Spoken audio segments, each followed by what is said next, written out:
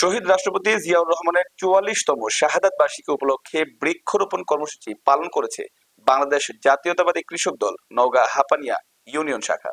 নওগাঁ থেকে সুবীর দাসের পাঠানো প্রতিবেদনে বিস্তারিত। রবিবার বিকেলে নওগাঁ সদর হাপানিয়া ইউনিয়ন পরিষদে এই কর্মসূচি পালন করা হয়। এ সময় প্রধান অতিথি হিসেবে উপস্থিত ও বক্তব্য রাখেন নওগাঁ পৌরসভার সাবেক মেয়র ও কেন্দ্রীয় বিএনপির সহ সমবায় বিষয়ক সম্পাদক নজমুল হক সনি।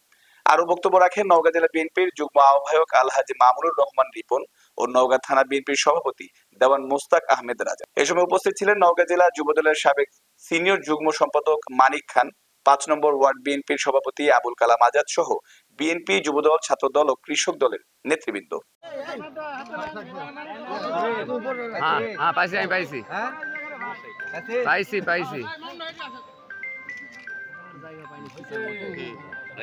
কষ্টে আছি।